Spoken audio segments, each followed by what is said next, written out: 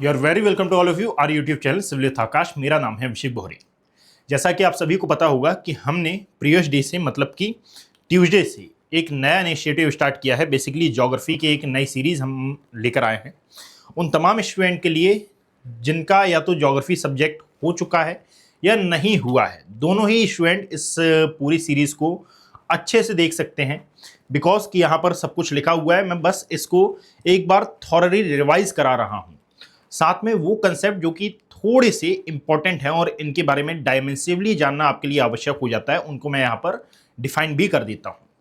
So without any delay हम start करते हैं। वीडियो में आगे बढ़ें उससे पहले मैं आपको बता देता हूँ कि भाई कल का क्या टॉपिक था और साथ में आज हम क्या कवर करने वाले हैं।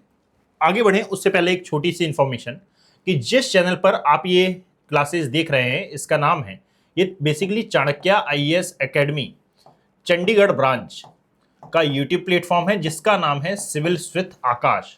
याद रखिएगा कि इसी सेम नाम से आपको टेलीग्राम हैंडल भी देखने के लिए मिलेगा, तो आप टेलीग्राम हैंडल भी ज्वाइन कर सकते हैं ताकि आपको आगामी तमाम प्रकार की जो अपडेट्स हैं ये मिल सके। साथ में यदि आपको मुझसे कनेक्ट होना है तो आप मुझसे कनेक्ट हो सकते हैं मेरे टेलीग्राम हैंडल जिसका नाम है Abhishek Kumar geography. It's my own Telegram handle. आप इस पर भी कनेक्ट हो सकते हैं और अपनी जो PDF है और साथ में जो तमाम प्रकार की इंफॉर्मेशन है ये प्राप्त कर सकते हैं। जैसे कि लाइक द हिंदू का सेशन भी होता है। इसके अलावा यदि आपको नहीं पता तो एवरी मॉर्निंग मैं 9 AM पर द हिंदू का सेशन लेता हूँ। साथ ही साथ याद रखना कि इसके अलावा एवरी संडे जो मेरा सेशन है ये करंट अफेयर का भी होता है जिसकी टाइमिंग 12 बजे से लेकर 2 बजे तक होती है, तो आप इसको भी ज्वाइन करना ना भूलें। इसके अलावा कमल सर, आकाश सर ये मल्टीपल क्लासेस लेते हैं, आप इनको भी ज्वाइन कर सकते हैं क्योंकि ये आपके लिए काफ़ी ज़्यादा बेनिफिशियल रहेंगी। यूट्यूब पर फ्री ऑफ कॉस्ट यदि ये अवेलेबल है तो उनका क्यों ना हम फ़ायदा उठाएं, है ना, ये वाली बात होती है। साथ में यहाँ पर UPSC और साथ में स्टेट PCS के जो बैचेस हैं ये लॉन्च कर दिए गए हैं, जिनके बारे में यदि आपको जानकारी चाहिए हो तो आप कांटेक्ट कर सकते हैं 8264199959। ये दिया हुआ कांटेक्ट नंबर है। जब आप यहां पर कांटेक्ट करेंगे तो हमारी काउंसलिंग टीम आपको पूरा गाइड करेगी। चलिए देखिएगा भाई कि कल हमने ना इंडियन ज्योग्राफिकल एक्सटेंट और साथ में फ्रंटियर्स के बारे में देखा था। बेसिकली जो फ्रंटियर्स वाला टॉपिक है ये रह गया था, यानी कि हमने एक्सटेंशंस के बारे में डिस्कस कर लिया था। एक्सटेंशन की बात करें तो यहाँ पर बेसिकली कौन कौन से वो टॉपिक्स थे जिनको हम कवर कर रहे थे। तो सबसे पहले हमने जाना था कि किसी भी कंट्री की एक्चुअली में लोकेशन जानना कंपलसरी होता ही क्यों है, हम क्यों इंडिया की लोकेशन वर्ल्ड मैप पर डिफाइन कर रहे हैं, इसके बारे में मैंने आपको बताया था। आफ्टर दैट मैंने 2 लाइंस के बारे में आपके साथ डिस्कस किया था। The first one is latitude line and the second one is longitude line. इनकी क्या इंपॉर्टेंस है और किस टाइप से आप हेमिस्फीयर का जो डिवीजन है ये करते हैं, इसके बारे में देखा था। इंपॉर्टेंस के बारे में हमने समझ लिया था और इसके अकॉर्डिंगली हमने ये देखा था कि एक्चुअली में जो इंडिया है ये किस हेमिस्फीयर में अकर करता है और इसकी जो क्लाइमेटिकल कंडीशंस हैं वो किस किस प्रकार की हैं। साथ में हमने लॉन्गिट्यूड और लैटिट्यूडनल एक्सटेंशन के बारे में देखा। और जब हम लॉन्गिट्यूडनल एक्सटेंशन के बारे में देख रहे थे तो यहीं पर हमने इंडिया की जो मेरिडियन लाइन है या फिर यूं कहा जाए कि इंडिया की जो नेशनल टाइमलाइन है उसके बारे में भी डिस्कस किया था। और जब इंडिया की टाइमलाइन के बारे में डिस्कस कर रहे थे तो हमने इंटरनेशनल टाइमलाइन के बारे में, जो कि बेसिकली लंदन के ग्रीनविच एरिया से पास होती है, उसके बारे में भी डिस्कस किया था। साथ में फिर ओवरऑल हमने साइज के बारे में डिस्कस किया था। पॉपुलेशन के बेसिस पर ये किस नंबर पर आता है और क्यों, यानी कि तमाम प्रकार व्हाट इज टू वाई हमने यहाँ पर स्टडी की थी। साथ में नॉर्थ टू साउथ इसके डायमेंशन हमने देखे थे और ईस्ट टू वेस्ट इसके डायमेंशन के बारे में मैंने बातचीत की थी। जब मैं इसका एक्सटेंशन बता रहा था तो एक्सटेंशन में ही मैंने इसका जो नॉर्दर्न मोस्ट पॉइंट है, जो सदर्न मोस्ट पॉइंट है, इससे जुड़े हुए जो अदर क्वेश्चंस हैं उनके बारे में भी डिस्कस किया था। आफ्टर ऑल फिर मैंने ट्रॉपिक ऑफ कैंसर के बारे में डिस्कस किया और ट्रॉपिक ऑफ कैंसर से जुड़े हुए कुछ इंपॉर्टेंट फैक्ट्स आपको बताए थे और साथ में 2 जोन्स के बारे में मैंने आपको बताया था, एक है ट्रॉपिकल और एक है सब ट्रॉपिकल एरिया। इन दोनों के बारे में डिस्कस कर लिया था और स्टैंडर्ड टाइमलाइन ये तो ऑलरेडी हमारा डिस्कस्ड है। आज का जो टॉपिक आप देखेंगे यह है physical boundaries of India. What is the meaning of physical boundaries of India? तो बेसिकली जब आप इंडिया का मैप देखते हो तो इंडिया के मैप में आपको 2 प्रकार की जो फिजिकल बाउंड्रीज हैं ये दिखाई देती है। फर्स्ट वन इज, इसको कहा जाता है land borders, and the second one is, इनको नाम दिया जाता है maritime borders. What is the meaning of maritime border? तो ऐसा लैंड एरिया, ये देखो ये लैंड एरिया है, ये किसी ना किसी ओशन या फिर किसी ना किसी बे या फिर किसी ना किसी सी, दैट मीन्स ओशन या फिर लोकल सी के साथ ये बॉर्डर क्रिएट कर रहा है। दैट मीन्स कि इसको हम कोस्टल एरिया में काउंट करेंगे।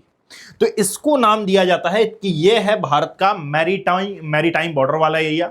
ये वाला नहीं, ये कोस्टल बॉर्डर है, यानी कि लैंड एरिया के पास ये जो लैंड एरिया आपको दिख रहा है ये कोस्टल एरिया में आएगा। जस्ट अ सेकेंड, इसको आप किस में शामिल करेंगे? ये आएगा हमारा कोस्टल एरिया में। कि इंडिया की यदि कोस्टल एरिया की बात करें तो ये है मैरीटाइम, वो एरिया है जहां तक ओशंस पर हमारा राइट है। सिंपल मीनिंग में यदि हम बात करें तो एक है समुद्री सीमा और एक आती है क्या? स्थलीय सीमा। दैट मीन्स लैंड बॉर्डर और मैरीटाइम बॉर्डर।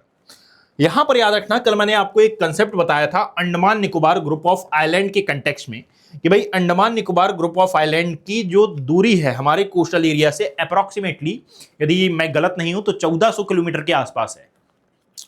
और एक्चुअली में जो एनक्लोज ट्रीटी है, कल मैंने यदि एनक्लोज ट्रीटी नहीं बताई है तो मैं अभी बता दूंगा कि जो एनक्लोज ट्रीटी है, एनक्लोज ट्रीटी का जो फायदा है ये हमको अंडमान से और लक्षद्वीप से भी मिलता है। दैट इज वाई कहा जाता है कि यदि इंडियन ओशन के थ्रू ट्रेड करना है या फिर इंडियन ओशन के थ्रू किसी भी प्रकार की कोई भी ट्रेड एक्टिविटी करना है, इवन ट्रेड के अलावा कोई फर्दर कोई एक्टिविटी करना है, तो उसके लिए ना जो इंडियन पेनिनसुला वाला रीजन है ये मोस्ट इंपॉर्टेंट हो जाता है। बात समझ में आ रही है? तो बेसिकली हम दो प्रकार की जो फिजिकल बॉर्डर्स है इसके बारे में देखेंगे। The first one is Himalayas and the second one is seas. ठीक है, जिसमें साउथ, ईस्ट, वेस्ट ये तीनों साइड से सराउंडेड है। जैसे कि लाइक ईस्टर्न पार्ट से यदि आप देखोगे तो बे ऑफ बंगाल है, वेस्टर्न पार्ट से यदि आप देखेंगे तो अरेबियन सी है, और यदि सदर्न पार्ट में आप देखें तो यहां पर आपको इंडियन ओशन अकर करता हुआ नजर आता है।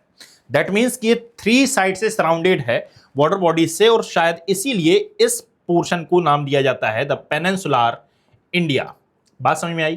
तो ये है हमारा पेनिनसुलर इंडिया। खैर मैं अभी फिजिकल डिवीजन की बात नहीं कर रहा हूं, मैं ओनली अभी बात कर रहा हूं फिजिकल बाउंड्रीज की।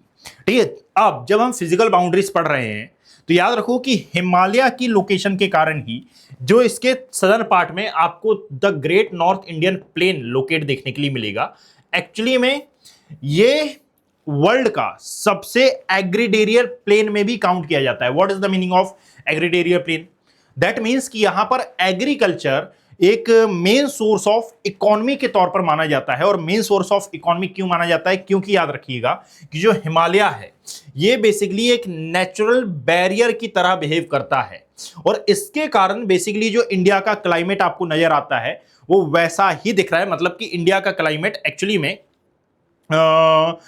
ट्रॉपिकल है। इसका मेन रीजन है हिमालय, कि हिमालय एक्चुअली में तिब्बतियन प्लेटी और साथ में जो साइबेरिया से आने वाली जो विंड्स हैं इनको पूरे नॉर्थ इंडियन प्लेन में और साथ में पेनिनसुलर इंडिया में ये एंटर नहीं करने देता है। दैट इज वाई यहां पर आपको किसी भी प्रकार से जो स्नोफॉल है या फिर जो कोल्ड डेजर्ट का फिनोमेना है ये आपको देखने के लिए नहीं मिलेगा।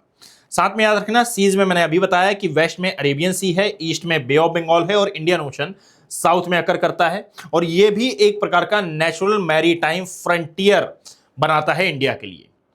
अब नेचुरल मैरीटाइम फ्रंटियर क्यों इंपॉर्टेंट होता है किसी भी कंट्री के लिए? तो याद रखो कि एक्चुअली में समुद्री क्षेत्र या फिर मैरीटाइम बॉर्डर जिस कंट्री की जितनी ज्यादा बड़ी होती है, ठीक है, वो कंट्री वर्ल्ड में अपना उतना ही इंपॉर्टेंट रोल रखती है। ऐसा मैं इसलिए बोल रहा हूं क्योंकि जब आप इंडियन ओशन के बारे में पढ़ेंगे तो आपको मालूम चलेगा कि एक्चुअली में वर्ल्ड ट्रेड में ये जो मेनली हम ऑयल का ट्रेड करते हैं, ठीक है, जो नेचुरल ऑयल का ये जो ट्रेड होता है इसमें इंडियन ओशन बहुत ज्यादा इंपॉर्टेंट है, मोस्ट इंपॉर्टेंट है।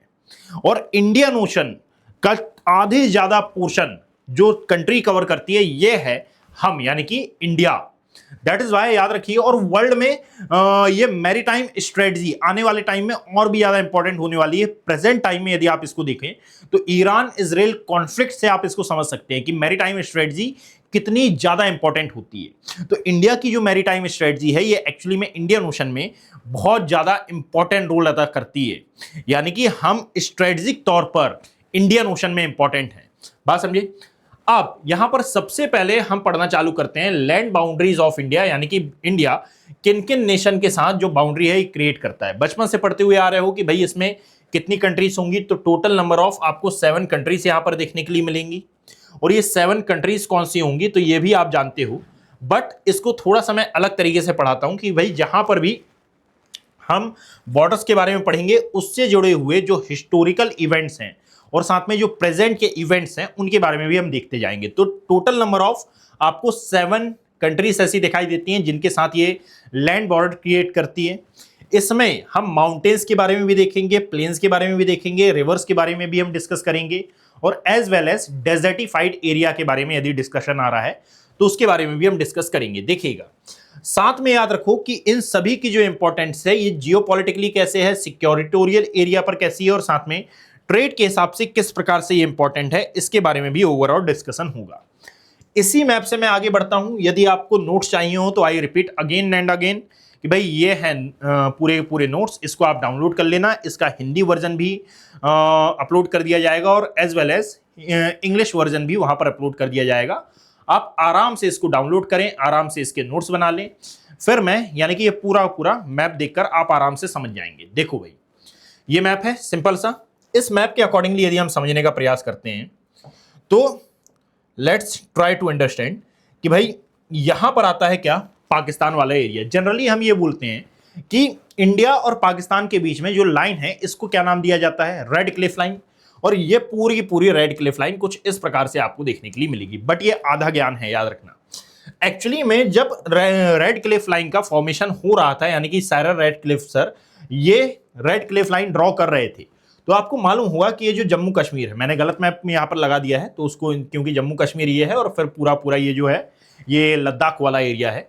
तो जब साइरर रेड क्लिफ इस लाइन को एक्चुअली में ड्रॉ कर रहे थे तो उस टाइम ये जो जम्मू कश्मीर था, यहाँ के जो महाराजा थे, महाराजा हरि सिंह, इन्होंने तो जो इंस्ट्रूमेंट ऑफ एसेशन था इस पर साइन किए नहीं थे। तो हाउ इज दैट पॉसिबल कि आप पूरी ही लाइन को एक्चुअली में रेड क्लिफ लाइन डिक्लेयर कर दें। तो याद रखिएगा कि जब आप रेड क्लिफ लाइन की बात करेंगे तो एक्चुअली में ये गुजरात से स्टार्ट होती है, वाया राजस्थान पास होती है और पंजाब तक ये जाती है। मतलब कि गुजरात, राजस्थान और पंजाब में जो भारत और पाकिस्तान के बीच की सीमा है उसको आप रेड क्लिफ लाइन नाम देते हैं। फिर बाद में 1948 में जब इंडिया पाकिस्तान कॉन्फ्लिक्ट हुआ, इंडिया पाकिस्तान कॉन्फ्लिक्ट नहीं था, ये बेसिकली जो जम्मू कश्मीर को ऑक्यूपाई करने के लिए पाकिस्तान ने ट्राई किया था, तो हमने उनकी हेल्प की।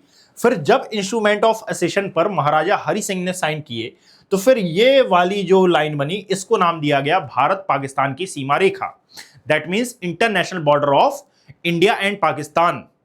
तो यहां पर ये जो ऊपर जम्मू कश्मीर एंड लद्दाख में है इसको रेड क्लिफ लाइन नाम नहीं दिया जाता, इसको नाम दिया जाता है international border of India and Pakistan. साथ में याद रखो कि जब यूएन ने यहां पर सीज फायर किया था तो सीज फायर से जो नया पोर्शन बना, एक्चुअली में इसको क्या नाम दिया गया, इसे नाम दिया गया पीओके, दैट मीन्स पाक occupied Kashmir. That means Pakistan Kashmir का वो हिस्सा जो कि एक्चुअली में पाकिस्तान ने ऑक्यूपाई कर रखा है। और जिस लाइन पर सीज फायर हुआ उस लाइन को नाम दिया गया लाइन ऑफ कंट्रोल। यानी कि एक्चुअली में जब आप देखोगे एक डेट आपको देखने के लिए मिलेगी, कौन सी है, एक तो 5 अगस्त 2019 और एक आती है 31 अक्टूबर 2019। ये जो डेट्स हैं ये इसलिए इंपॉर्टेंट है क्योंकि इस दिन हमारे जो पीएम नरेंद्र मोदी हैं इन्होंने ये डिक्लेरेशन किया था कि अब जम्मू कश्मीर वाले एरिया में जो आर्टिकल नंबर 370 है ये एप्लीकेबल नहीं होगा, यानी कि आर्टिकल नंबर 370 इज नो मोर इन जम्मू कश्मीर। इससे क्या हुआ कि जम्मू कश्मीर का जो विशेष राज्य का दर्जा था ये समाप्त हो गया, यानी कि इसके लिए जो स्पेशल प्रोविजन बनाए गए थे अब उनका कोई भी इंपॉर्टेंस नहीं रह गया। दूसरी बात यह है कि इसी के समय, यानी कि अब यहां पर तो ये बोला गया था, स्टेटमेंट था, बट ऑफिशियली यदि आप देखोगे तो ऑफिशियली ये डिक्लेयर हुआ या फिर ऑफिशियली ये प्रभाव में कब आया तो 31 अक्टूबर 2019। इस दिन 2 इवेंट हुए थे। यदि आप देखोगे तो स्टैच्यू ऑफ यूनिटी जो कि बेसिकली गुजरात में आप देखोगे सरदार वल्लभ भाई पटेल सर की ये प्रतिमा है, ठीक है, इसका भी अनावरण हुआ था, इसका इनॉग्रेशन किया गया था। और इसी दिन एक्चुअली में जो लद्दाख और जम्मू कश्मीर है ये 2 यूनियन टेरिटरीज का जो फॉर्मेशन है ये हुआ। और इसीलिए कहा जाता है कि 31 अक्टूबर 2019 वो डेट थी जब जम्मू कश्मीर वाले एरिया से जो आर्टिकल नंबर 370 था ये पूरा का पूरा समाप्त कर दिया गया और हमें 2 नए यूनियन टेरिटरी मिली। बट यहां पर कुछ और डेट्स भी आपको याद रखना है, जैसे कि एक और डेट है 26 जनवरी 2019, 26 जनवरी 2020, ये 2020। यदि इस डेट को आप मेंशन करें तो यहां पर भी एक इंपॉर्टेंट इवेंट हुआ। क्यों? क्योंकि बीच में आप ये बोलने लगे थे कि भाई इंडिया में जब आप यदि कोविड के समय थोड़ा सा यदि आप बड़े हो गए हों या फिर आप थोड़े बहुत पढ़ते हो तो आपको ये मालूम होगा कि बीच में एक कंफ्यूजन होता था कि प्रेजेंट टाइम में इंडिया में स्टेट्स कितने हैं और यूनियन टेरिटरीज कितने हैं। कई जगह पर आपने ये सुना होगा कि बीच में जो इंडिया में यूनियन टेरिटरीज की संख्या है ये 9 हो गई थी। कई जगह पर आपने ये सुना होगा कि बीच में इंडिया में जो स्टेट्स की संख्या है ये 29 हो गई थी। ये तमाम प्रकार के जितने भी स्टेटमेंट्स आते हैं ना ये इसी एक डेट के कारण कंफ्यूजन क्रिएट करते हैं। इस बात को जरा समझने की कोशिश करिएगा कि एक्चुअली में 26 जनवरी 2020 को हुआ ये कि दादर नगर हवेली एंड दमन दीव, जो कि पहले अलग अलग यूनियन टेरिटरी हुआ करते थे, इनको हमने मर्ज किया और साथ में बना दिया दादर नगर हवेली एंड दमन दीव। ये अब एक यूनियन टेरिटरी कहलाने लगी और इसीलिए आज प्रेजेंट टाइम में यदि आप देखेंगे तो प्रेजेंट टाइम में आपको इंडिया में टोटल नंबर ऑफ 28 स्टेट्स और साथ में 8 यूनियन टेरिटरीज दिखाई देती हैं, 8 यूटीज दिखाई देती हैं। बात समझ में आई? तो यहां पर मैंने ये बात क्यों बताई, क्योंकि भाई यहां याद रखो कि जम्मू कश्मीर में एक और चेंजेस आए इसके कारण कि पहले यदि आप देखो 2019 से 2019 से पहले यदि आप देखते हैं तो जम्मू कश्मीर एक ऐसा स्टेट या फिर एक ऐसा यूनियन टेरिटरी था जो कि 3 नेशंस के साथ अपनी इंटरनेशनल बॉर्डर क्रिएट करता था। बट सबसे इंपॉर्टेंट यहां पर ज्योग्राफिकल चेंजेस ये आए कि आफ्टर दैट डेट या ये जो जम्मू कश्मीर है ये अब ओनली पाकिस्तान के साथ अपनी जो इंटरनेशनल बॉर्डर है ये क्रिएट करता है।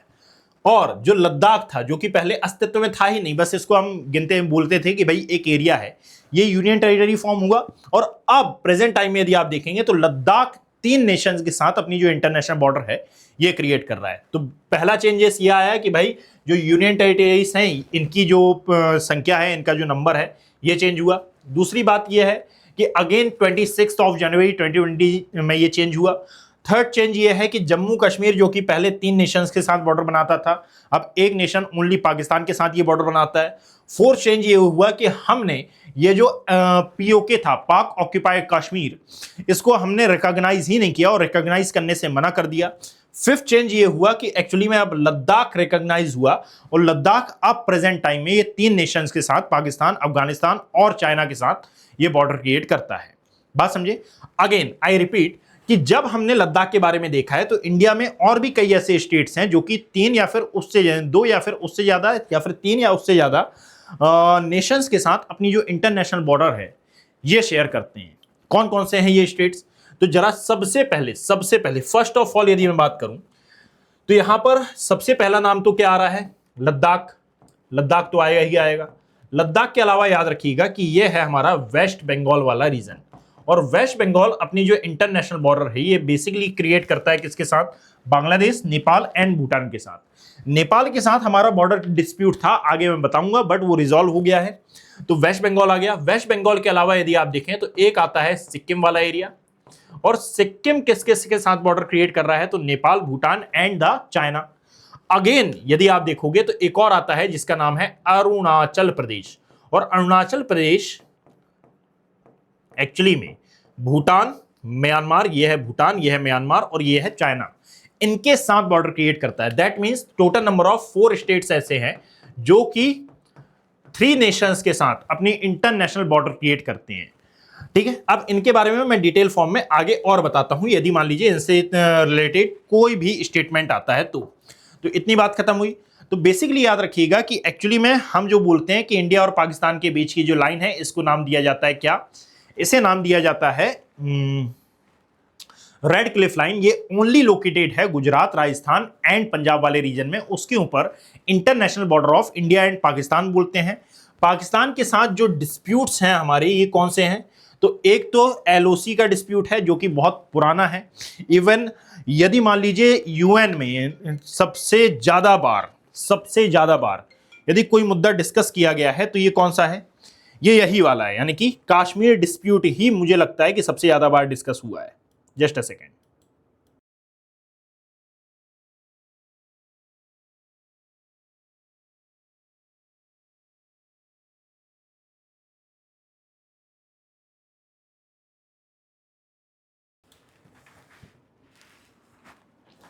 यूएन में यदि कोई मुद्दा सबसे ज्यादा बार डिस्कस किया गया है तो ये कौन सा है, ये यही कश्मीर डिस्प्यूट ही है। आप जरा सोचो कि भाई इतने बार डिस्कस होने के बाद भी ये कश्मीर मुद्दा, ये कश्मीर डिस्प्यूट सॉल्व नहीं हो पाया। दैट मीन्स एक बात तो साफ है कि ना, जो इंटरनेशनल लॉज हैं और साथ में ये जितने भी प्रकार के कानून बने हुए हैं, ये कश्मीर डिस्प्यूट को सॉल्व होने नहीं देना चाहते। क्यों? क्योंकि it is a part of world politics, ये वर्ल्ड पॉलिटिक्स के पार्ट में आता है। Getting my point? तो यहां पर याद रखना, एक और डिस्प्यूट है पाकिस्तान के साथ और इसको नाम दिया जाता है सरक्रिक वाला एरिया। सरक्रिक कहां पर है? तो जो आप देखोगे गुजरात वाले मैप में, गुजरात वाले मैप को मैं एक बार इसको शो करता हूं आपको कि गुजरात वाले मैप में जब आप देखते हैं तो यहां पर आपको सरक्रिक, कोरी क्रिक, कुदाई क्रिक, ये तमाम प्रकार की जो क्रिक्स हैं ये देखने के लिए मिलती हैं। ठीक, आई थिंक यहां पर शो अप नहीं है वो, खैर मैं बता देता हूं कि ये क्या डिस्प्यूट है।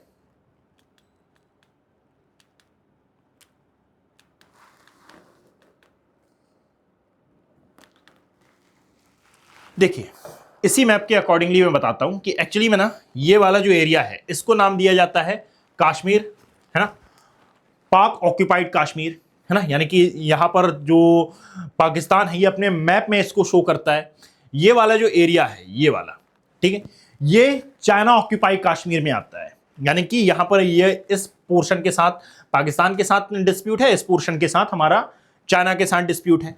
यदि आप देखेंगे तो जब आप विकिपीडिया में जाते हैं ना, तो इंडिया का मैप कुछ इस प्रकार से शो किया जाता है कि भाई दैट इज इंडिया, ये है इंडिया। ठीक, इस प्रकार से ये शो होता है। वाई इस प्रकार से क्यों शो होता है? क्योंकि ना ये चाइना इस पोर्शन को, इसके ऊपर है जेनजियांग वाला एरिया, ठीक है, इसके ऊपर के पोर्शन को अपने मैप में शो करता है, पाकिस्तान इस कश्मीर को अपने मैप में शो करता है। और विकिपीडिया से कई बार गलती होती है तो वो ये वाला मैप हमारे सामने प्रस्तुत करता है। बात समझे? तो यहां पर याद रखना कि असल में इसी में जब आप गुजरात में जाओगे तो गुजरात में बेसिकली मैप को देखने पर आपको यह मालूम चलेगा, जैसे मैं यहां पर ड्रॉ करता हूं मैप, जस्ट अ सेकेंड।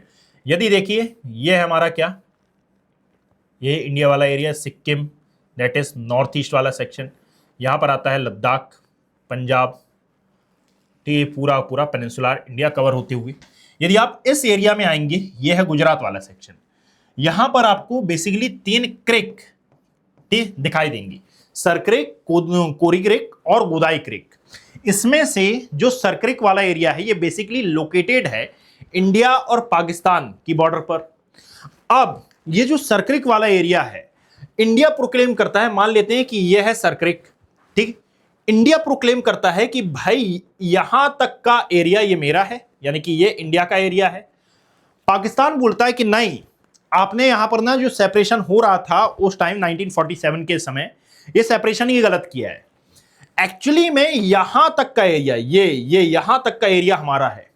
इसको लेकर इंडिया और पाकिस्तान में एक प्रकार का डिस्प्यूट है और इस डिस्प्यूट को नाम दिया जाता है सरक्रिक डिस्प्यूट या फिर सरक्रिक विवाद। तो बेसिकली याद रखो कि इंडिया एंड पाकिस्तान के बीच में एक तो सरक्रिक डिस्प्यूट है जो कि गुजरात के पास से है और जो कि मैरीटाइम बाउंड्रीज को लेकर है, और दूसरी बात है कि जम्मू कश्मीर को लेकर भी एक डिस्प्यूट है, ये बहुत फेमस डिस्प्यूट है। दूसरी बात यह है कि अब बात आती है अफगानिस्तान की। अफगानिस्तान के साथ यदि हम देखें तो इंडिया का वन एंड ओनली जो स्टेट है ये बॉर्डर क्रिएट करता है या फिर यूनियन टेरिटरी, जो भी आपको बोलना हो, वो है क्या, वो है हमारा लद्दाख वाला रीजन। इसके साथ भी डूरन लाइन को लेकर एक प्रकार का हमारा कॉन्फ्लिक्ट है, बट ये उतना ज्यादा हाइप क्रिएटेड नहीं होता है, या फिर यूं कहा जाए कि उतना ज्यादा चर्चा में नहीं रहता है, बिकॉज कि ये वाया पीओके है। और वाया पीओके क्यों है? तो अगेन आप मैप देखिए कि वाया पीओके कैसे हुआ। क्योंकि भाई पाकिस्तान प्रोक्लेम कर रहा है कि ये जो पूरा पूरा रीजन है, यानी कि आप समझ रहे हैं ना कि ये है इंडिया का रीजन, दैट इज इंडियन सब कॉन्टिनेंट या फिर इंडिया हमारा वाला, ये पूरा पूरा इंडिया वाला सेक्शन है।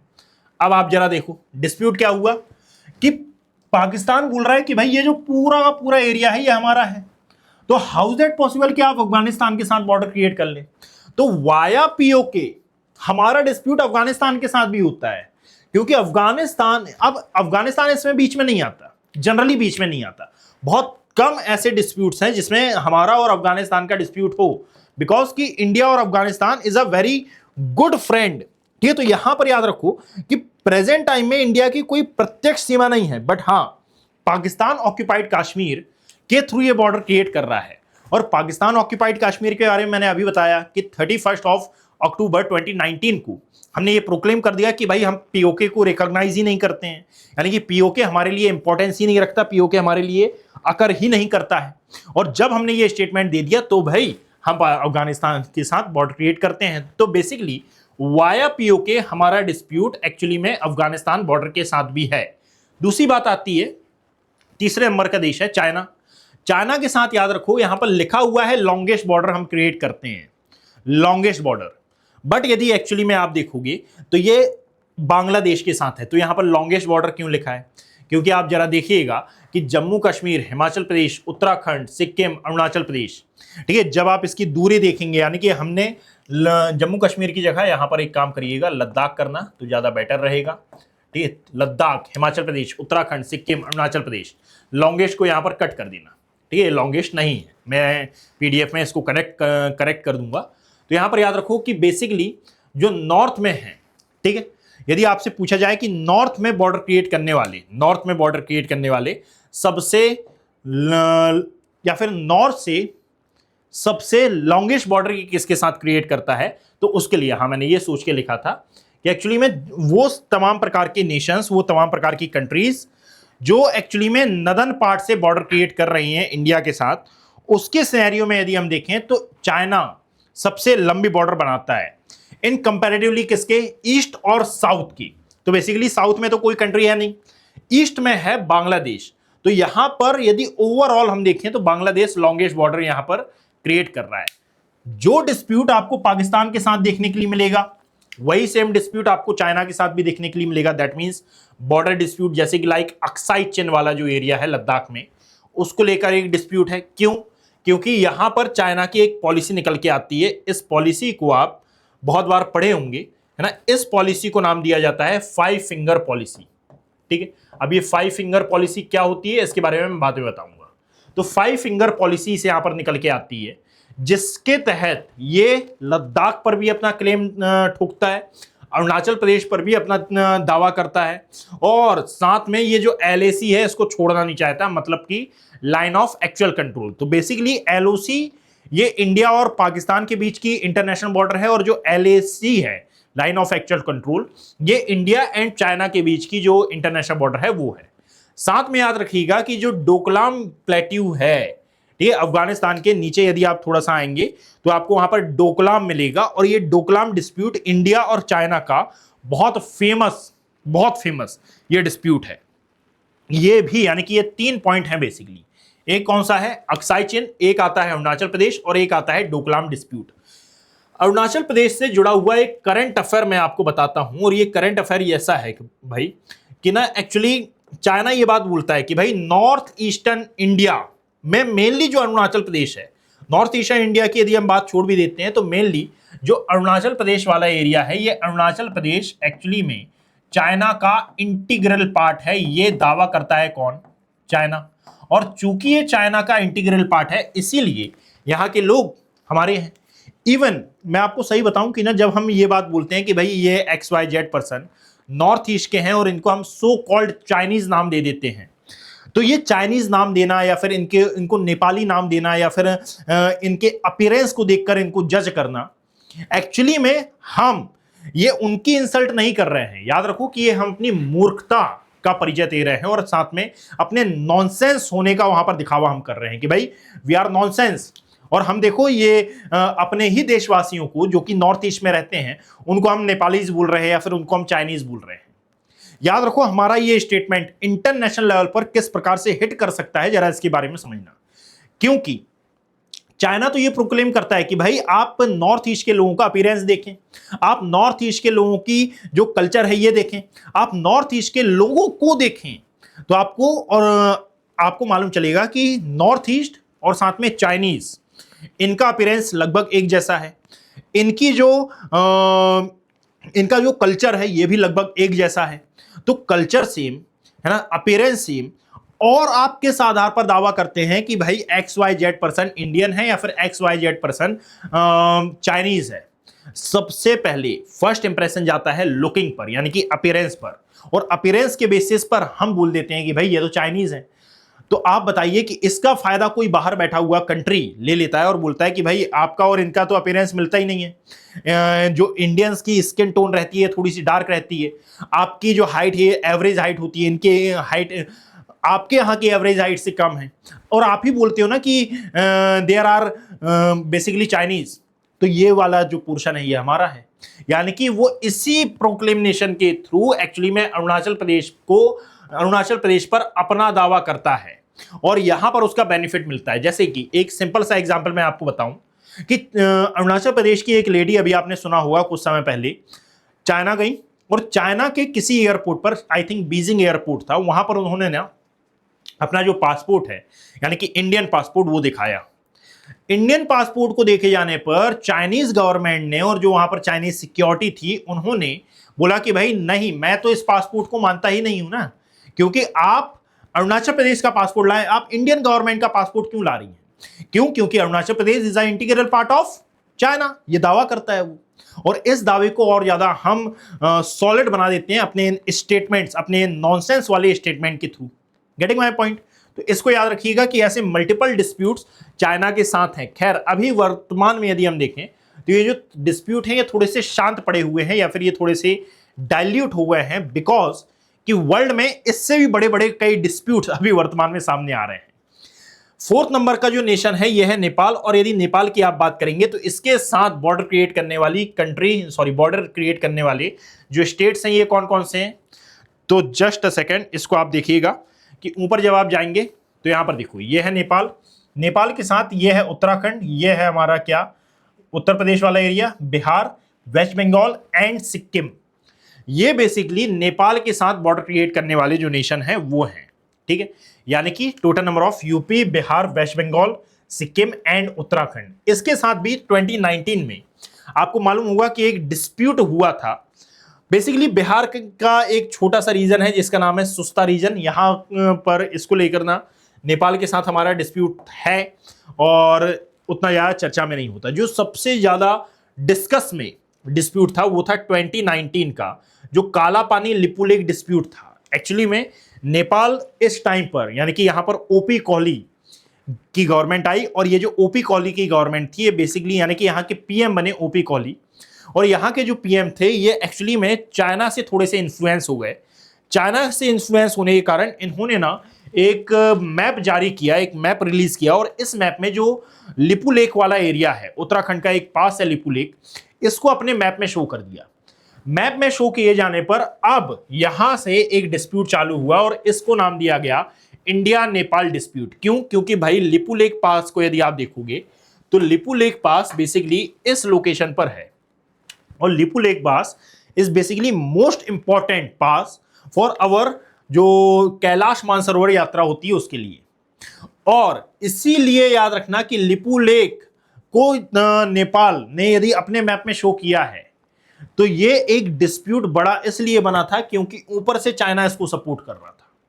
अब ये पूरा एक मेजर डिस्प्यूट बनता है, तो चाइना बोलता है कि भाई यदि मान लो इंडिया ने आपको सपोर्ट करना बंद भी कर दिया, क्योंकि जो नेपाल में जो इकोनॉमी है ये टूरिज्म बेस्ड इकोनॉमी है। दूसरी बात यह है कि जो टूरिस्ट जाते हैं वो मोस्टली इंडियंस होते हैं। तीसरी बात यह है कि नेपाल की किसी प्रकार की कोई मैरीटाइम बॉर्डर तो है नहीं, मैरीटाइम बॉर्डर नहीं है तो ये जो इंटरनेशनल ट्रेड है ये वो इजिली नहीं कर पाता, वाया इंडिया ही करता है। तो एक्चुअली में नेपाल की जो डिपेंडेंसी है ये भारत पर बहुत ज्यादा है। अब जब हमको ये मालूम चला कि अच्छा चाइना के इन्फ्लुएंस में आ रहा है, तो भारत ने इसको अपना जो नेचुरल ऑयल है ये, क्योंकि नेचुरल ऑयल तो हमारे यहाँ मैरीटाइम बॉर्डर से आता है, यहाँ पर आता है, और हम एक्चुअली में ये बात बिल्कुल सही है कि नेपाल को ये सप्लाई करते हैं। अब ये सप्लाई बंद हो गई। चाइना ने कहा कि यार सप्लाई क्या बस आप ही कर सकते हैं, हम नहीं कर सकते।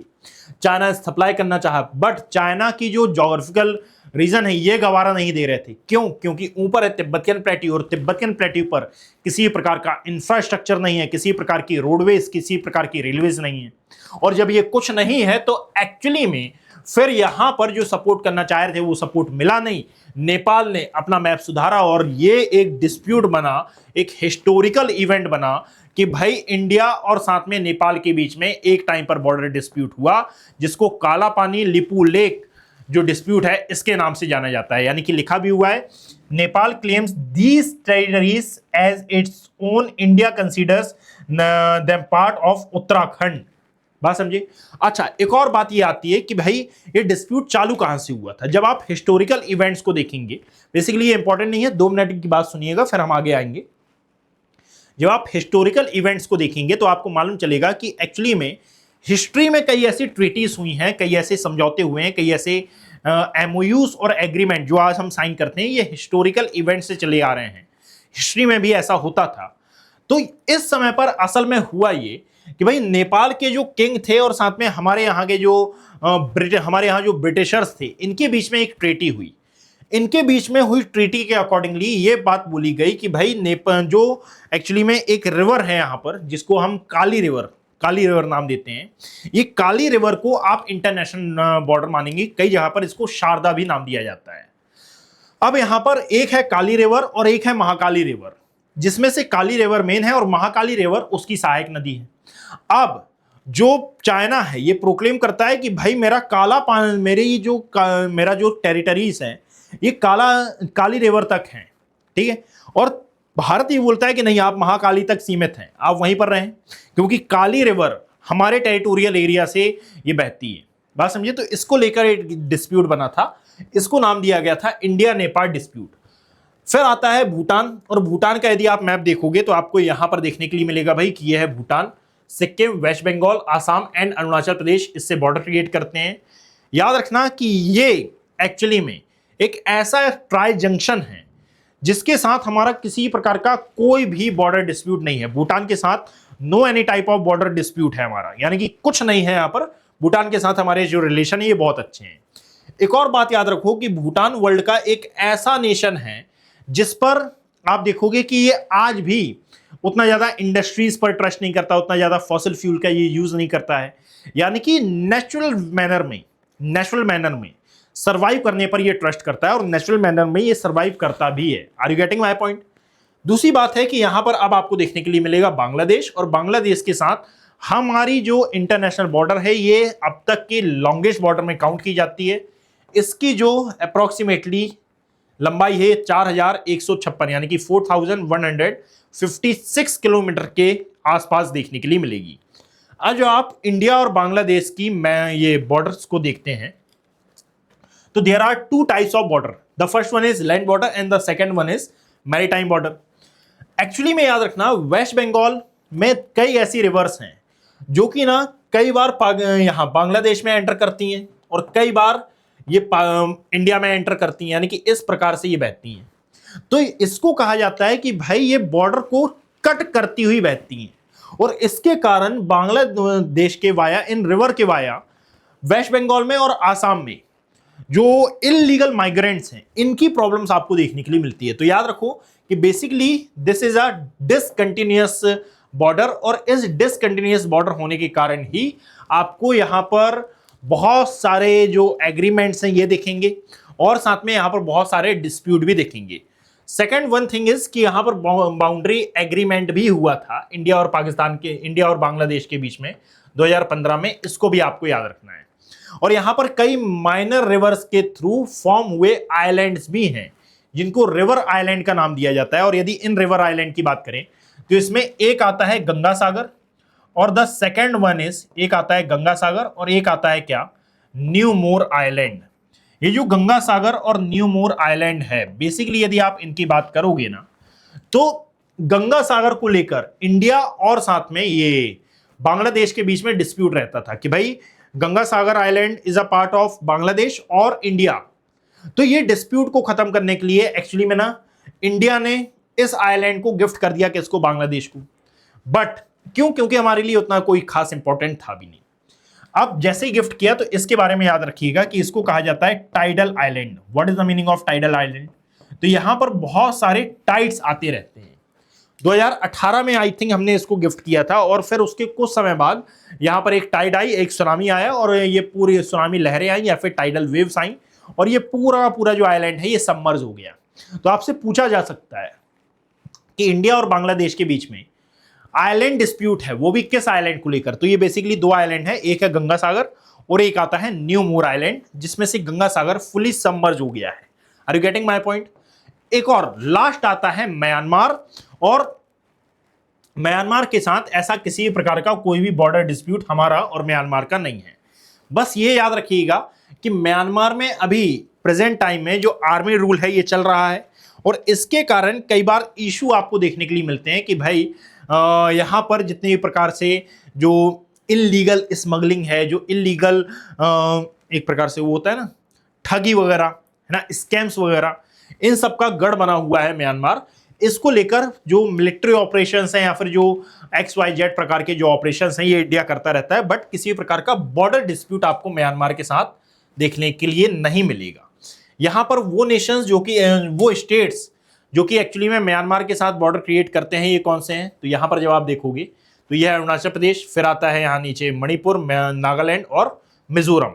ठीक है, मणिपुर, नागालैंड और मिजोरम, ये सब क्या आते हैं? ये म्यांमार के साथ बॉर्डर क्रिएट करने वाली जो स्टेट्स हैं उनमें काउंट किए जाते हैं। फिर मैंने यहाँ पर कुछ मैप लगा दिए हैं जिससे आप ये समझ पाओगे कि एक्चुअली में LAC line of actual control का क्या डिस्प्यूट है, इसके बारे में लिखा हुआ है। जब आप इसको ना अच्छे से रीड ऑन करोगे तो आपको समझ में आ जाएगा।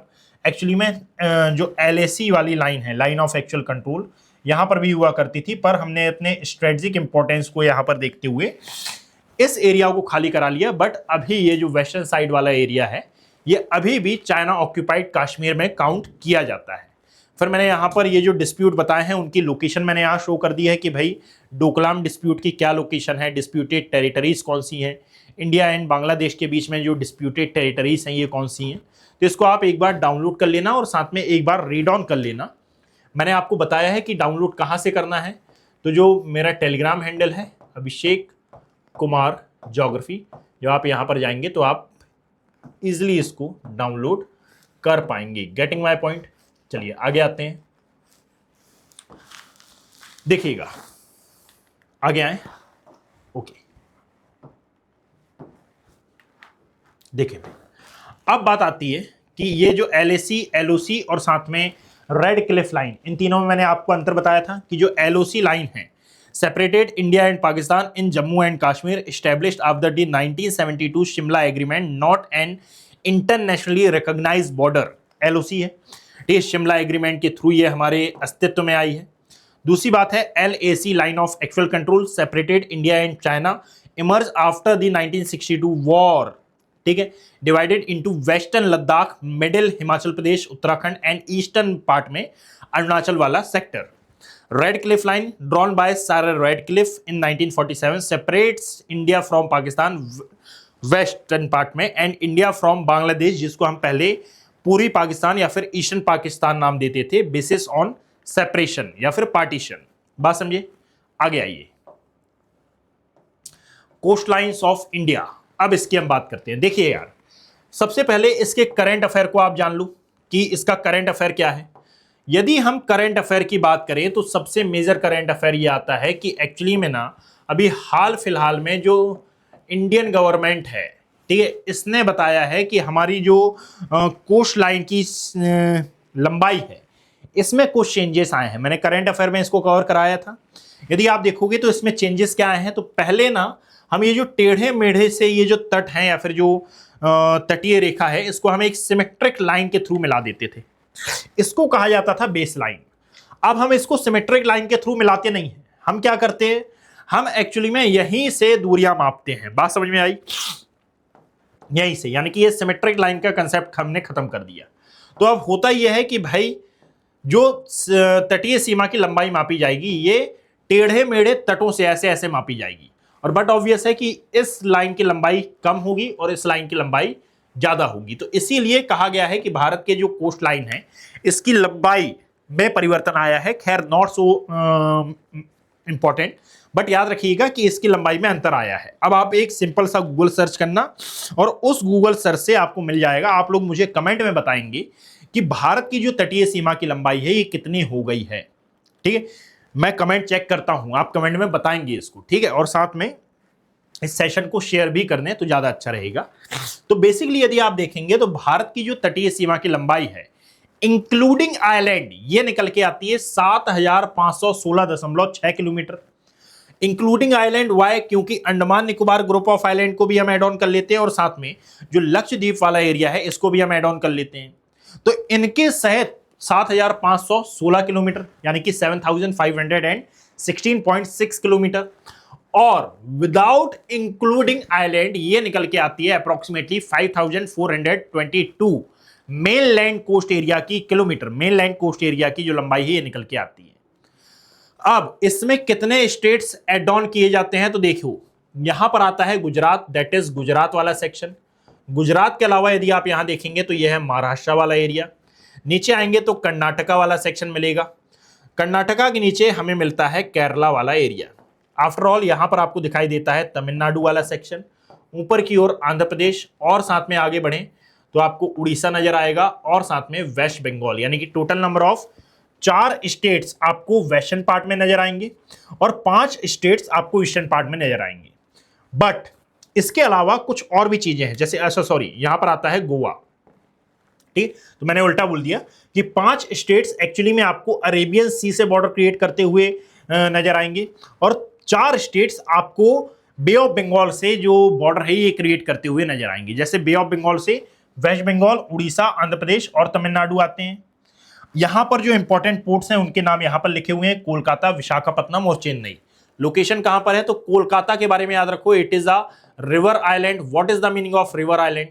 तो एक्चुअली में ये बे ऑफ बंगाल के कोस्टल एरिया में नहीं है, ये हुगली रिवर के कोस्टल एरिया में है। बट हुगली रिवर का जो विड्थ है ये इतना ज्यादा बड़ा है कि यहां से पहले के समय में जो शिप्स हैं ये एंटर कर जाते थे, और दैट इज वाई इसको कहा जाता था कि भाई ये एक प्रकार का रिवर आइलैंड है। दूसरी बात है कि यहां पर यदि आप देखोगे पारादीप, विशाखापत्तनम, एन्नूर, चेन्नई, ये इंपॉर्टेंट जो पोर्ट्स हैं यहां पर दिखाई देते हैं। अरेबियन सी में यदि आप पोर्ट्स देखेंगे तो यहां पर जैसे मुंबई है, ऊपर कांडला आपको देखने के लिए मिलेगा, ये मैंगलोर देखने के लिए मिलेगा, मोरमुगांव देखने के लिए मिलेगा, कोच्चि, ये अरेबियन सी के जो पोर्ट्स हैं उनमें काउंट किए जाते हैं। और याद रखो जहां पर भी पोर्ट्स होंगे, इसमें यदि हम वेस्टर्न कोस्ट के पोर्ट्स की बात करते हैं तो वेस्टर्न कोस्ट के पोर्ट्स थोड़े मेजरली इंपॉर्टेंट हो जाते हैं। वाई?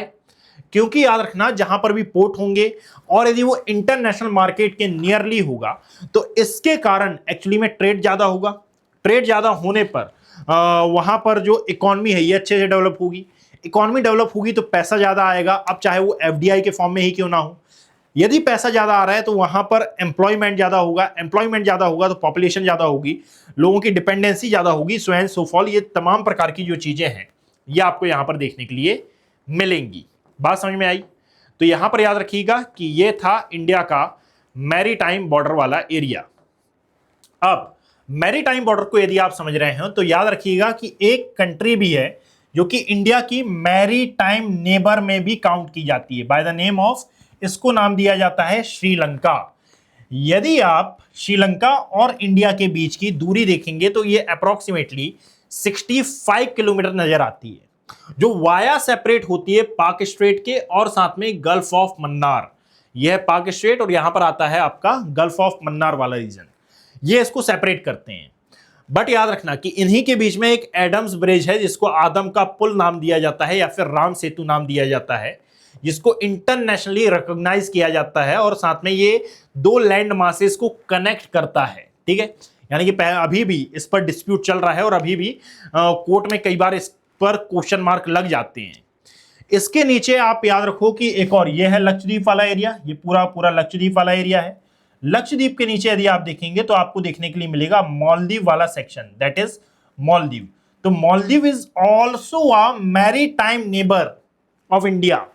ठीक है, तो एक हो गया Sri Lanka and the second one is क्या हो गया हमारा जो मालदीव है। ये मालदीव के साथ अभी प्रेजेंट टाइम में यानी कुछ समय पहले यदि आप देखोगे तो एक डिस्प्यूट हुआ था जिसमें मालदीव ने हमारी जो नौसेना है जो नेवी है उसको वापस भेजना चालू कर दिया था कि भाई आप जाइए और साथ में एक प्रकार से हमारे जो बेस कैंप हैं, हमारे यहाँ से जो बेस कैंप हैं इनको आप खाली करिए। तो कोविड के समय ये एक डिस्प्यूट देखने के लिए मिला था इंडिया और मालदीव का, ये रिसेंट डिस्प्यूट है। और इसी के नीचे यदि आप देखोगे तो चागोस आइलैंड आपको देखने के लिए मिलेंगे। और चागोस आइलैंड को लेकर अभी 1 साल पहले एस जयशंकर ने यह बयान दिया था कि भाई चागोस आइलैंड पर हम खामोशी बरतते हैं, क्योंकि चागोस आइलैंड पर हम किसी प्रकार का कोई भी बयान नहीं देंगे। एक्चुअली में जो इंडिया है ये ग्लोबल डिस्प्यूट से बहुत ज्यादा दूर रहता है। बात समझ में आई? चलिए खैर आगे आते हैं। तो ये था हमारा किसके बारे में डिस्कशन, बेसिकली जो बाउंड्री थी, अब ये लैंड बाउंड्रीज हो या फिर चाहे ये मैरीटाइम बाउंड्रीज हो, इनके बारे में डिस्कशन। नेक्स्ट क्लास से मैं आपको आइलैंड, इंडिया के जो आइलैंड्स हैं ये कवर कराऊंगा, और साथ में या फिर हम देख लेंगे नेक्स्ट क्लास में हमको क्या करना है। और यदि आपको किसी भी टॉपिक पर वीडियो चाहिए हो तो आप कमेंट सेक्शन में मुझे बता सकते हैं कि सर XYZ टॉपिक पर आप प्लीज वीडियो बना दीजिए। ठीक है, आप सिंपल सा एक कमेंट करेंगे और मैं वो वीडियो आपके लिए क्रिएट कर दूंगा, जिससे आपकी जो प्रिलिमिनरी एग्जाम की प्रिपरेशन है ये थोड़ा फास्ट हो सके और सॉलिड हो सके। यदि ये वीडियो पसंद आया हो तो आप इसको शेयर कर सकते हैं, लाइक कर सकते हैं, शेयर तो करना भूलें ही ना। बाकी मिलते हैं नेक्स्ट सेशन में। Have a great day, thank you.